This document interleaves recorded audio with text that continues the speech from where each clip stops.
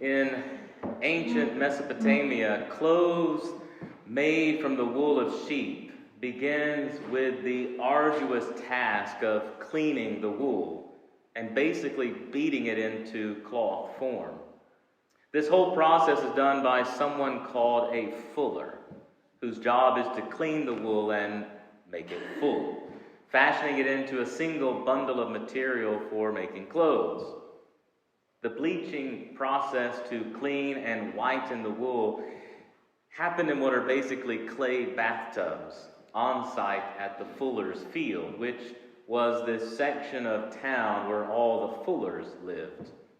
The fuller's field had to be a place where there was plenty of water, often by a river or stream. Using soapwort, which is a floral plant in the carnation family, as well as ashes from burnt wood, and, if available, both animal and human urine. Sounds great, doesn't it? Interestingly, urine was readily available, though not easy to come by. And the Roman Emperor Valerian actually began taxing urine because of its necessity. The fuller would then boil the wool in what sounds like a porta potty concoction, soak it in a tub, cleaning it, whitening it, and removing all the oil from the fabric. The fuller would then take the cloth, beat it into shape with a club, and using stone and earth from the fuller's field, he would dry it out in the sun, wrapping it around the pole to retain its shape, making it ready to sell in the market. The process is harsh, which is why the fuller did his best to use wooden staves or large wooden spoons and tongs to handle the material, fending off any number of abrasions and skin problems due to the intensive process. Just imagine having to go through all this trouble to make a t-shirt today. I have eczema on the palm of my hands. I can barely tolerate any kind of harsher soap. And if my hands dry out, much less from this kind of process, it looks like a stigmata, which none of you want to see when receiving communion. But it's a harsh process of bleaching and beating the wool that the prophet Malachi associates with the coming of the Messiah. This is what it looks like to get ready for God to show up. How many of you showered and bleached this morning, beating your chest to remove all of your iniquities? Unless we wonder if this spiritual purification is really all that harsh, Malachi says it'll feel like a refiner's fire. And in case you're wondering how hot that is, it's about 2,000 degrees Fahrenheit, slightly warmer than it is outside. And yet the paradox of the gospel is that when the Messiah actually shows up, he comes in the sweetness and softness of a little child, a baby. Notwithstanding the times that raising children has felt arduous, cumbersome, or even like it's abrasively eating away at my skin, a child is not exactly what I would compare to bleach and fire.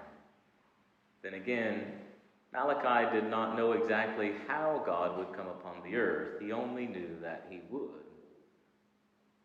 But I do wonder if we overlook just how demanding and life-changing is the gospel that comes from Mary's womb.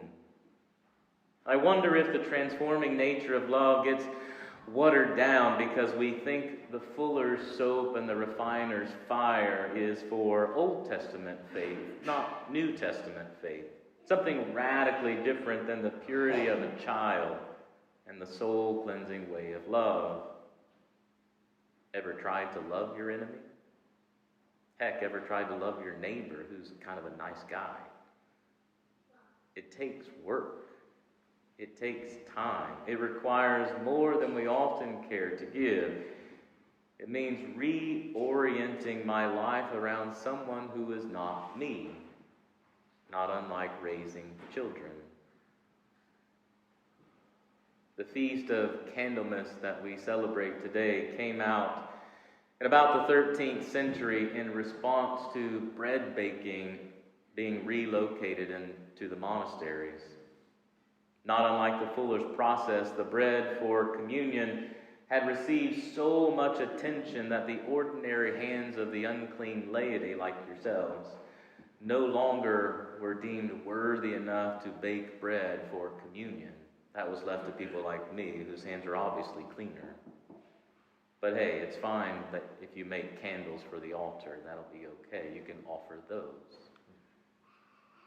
We've yet to recover from our mistaken belief that a human's nature is particular to an individual human, rather than the common nature shared in the humanity of Christ.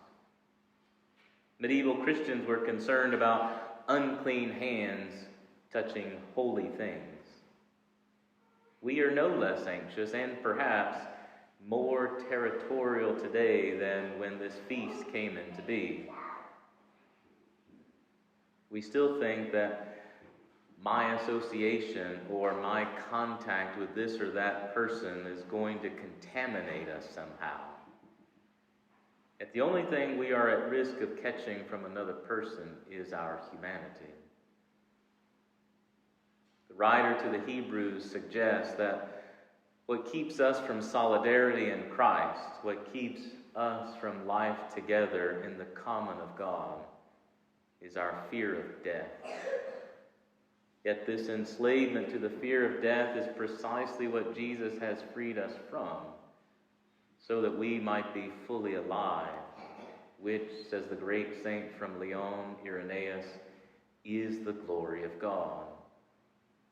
To be fully alive, says Irenaeus, is to live in the wisdom of grace, which is a light that burns brighter than any candle because it is inextinguishable. And this inextinguishable light, the grandeur of God that fills the world, has a way of taking the foolishness of our petty divisiveness and transforming it into something wonderful and meaningful. But it does require, as Rowan Williams has recently said, that we listen carefully and look closely to see it.